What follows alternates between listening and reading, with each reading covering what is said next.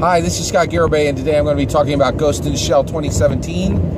And specifically today, I'm going to be talking about the verse 1 Corinthians 13:12, which was a verse that was quoted in Ghost in the Shell 1995 and is removed from Ghost in the Shell 2017.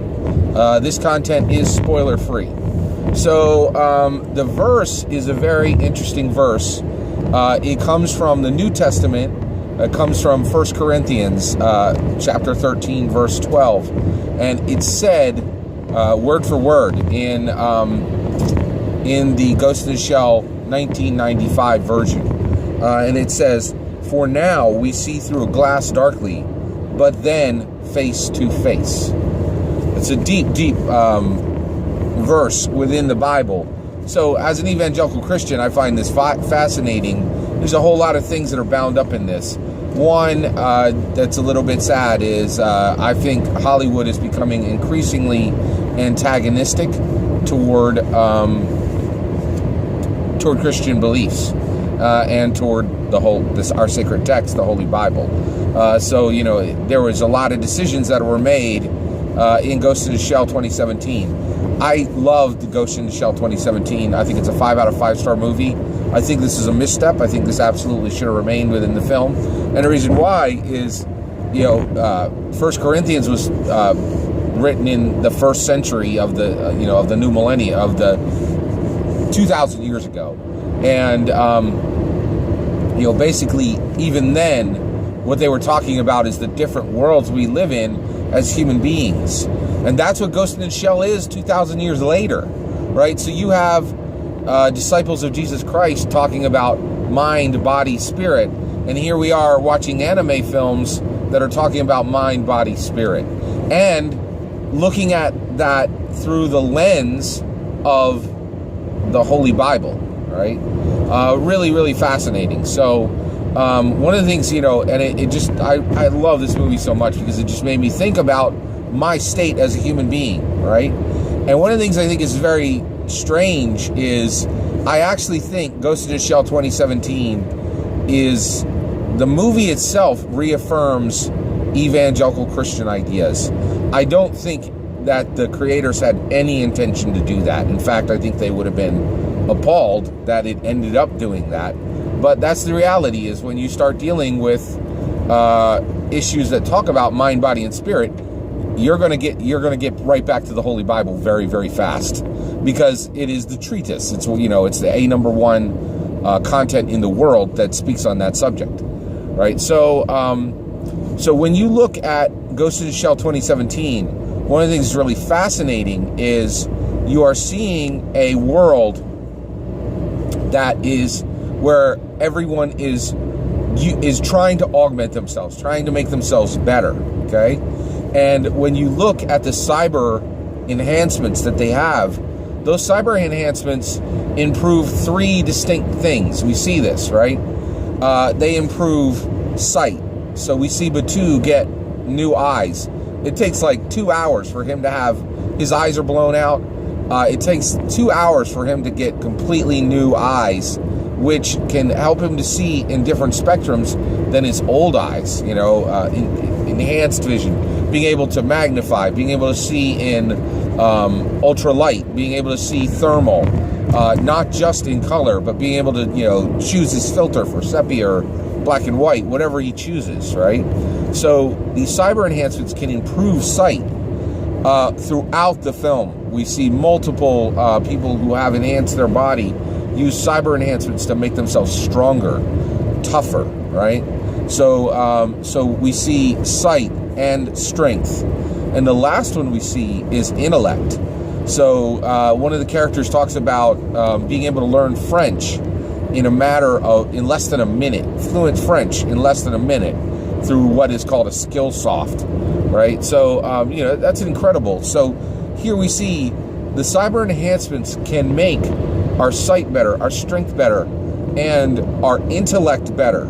So they can improve body and mind, but they cannot touch in any way the spirit. And that is the limit of cyber enhancements, and in my opinion, it is the downfall of cyber enhancements, is they will absolutely make you be able to see better, be able to make you stronger, be able to make you smarter, right?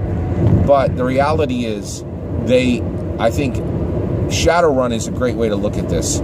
So in the tabletop role-playing game Shadowrun, which is looking at the same issues, the game of Shadowrun is about mind, body, and spirit.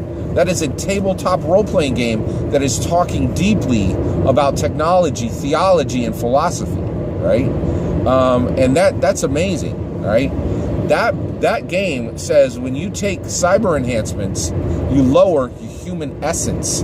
The game actually goes so far to actually give you points. You have 6 points, 6.0 points of human essence. And so when you put in dermal plating, it takes 2 points off. It's saying it's taking a third of your humanity to armor yourself like a tank, right? And that's just absolutely fascinating that for, since, now, what's really interesting is I was about to say that since William Gibson, the father of cyberpunk, we've been thinking about cyber enhancements and how we're going to live in two worlds and how we're going to deal with our mind, body, and our spirit, right? But the reality is the authors of the Bible were thinking about this subject 2,000 years ago, and that's why 1 Corinthians 13:12 is quoted within Ghost in the Shell 1995, and why it should have been quoted in Ghost in the Shell 2017. Just really, oh my goodness, this movie is so deep, and there's just so much to think about, right? Now, and so that's, I think as we go forward, and this movie is ripped straight from the headlines. Just last week, Britain voted to allow human beings to be created with the DNA of 3 people. That has never existed before. It is opening a door to designer humans, and we can't turn back. So the warnings of Ghost in the Shell that if we try to play God, we will become the devil are eminently important for us right now. And as as an evangelical Christian, I'm taking the thought experiment of Ghost in the Shell.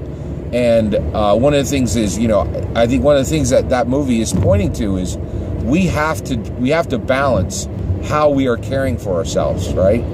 We have to take care of our mind, our body, and our spirit, okay? Now, I've been very blessed, and I think I've taken good care of my mind. I have 2 degrees, and I eat up education like crazy. I read a good bit, and I think I'm doing everything I can. Spiritually, I'm very blessed. My parents brought me the Bible when I was young. I studied it when I was young. When I went to college, I really pressed into it, and I determined, is this going to be my religion, my faith? And I said yes. And I became an evangelical Christian. And every single week, there are 2 or 3 church functions. I'm in the Word virtually every day. I go to the God in prayer. I'm taking care of my spirit, right? And these are the lessons of Ghost in the Shell 1995 and Ghost in the Shell 2017. But my body, I've always struggled with that. It's out of balance, right? I haven't been able to bring the same level of care and achieve the same things within my body that I have in my mind and my spirit. And so I'm tasked with that now. I'm by seeing this film, I'm reminded that I need to be out exercising more, and I need to be being careful about what I eat, right? But I would propose that everyone who's seen Ghost in the Shell 1995, Ghost in the Shell 2017, one of the things that I really would challenge people with is, if you think that this world is about mind and spirit, and that you don't really need to be concerned about it's about mind and body, and you don't need to be concerned with where your spirit is going to be, that's 100% wrong. It's a balance. You have to know where your spirit is. There's also a question of, is one of these more important than the other? As an evangelical Christian, I actually think I should not even be splitting it evenly. There should be a higher amount of time spent on my spirit than on my mind and my body. Mind and body, and boy, do they show this in Ghost in the Shell. In Ghost in the Shell, they say there's a part in Ghost in the Shell 2017 where it shows very clearly that mind and body are incredibly temporary. So it really is bumped up close to a spoiler there. Did not put in a spoiler. So, it's just an incredibly deep film. Really a lot to think about. So just going to read it again. 1 Corinthians 13:12. For now we see through a glass darkly, but then face to face. And it's really, it's a fascinating subject. Really fascinating subject. Thank you.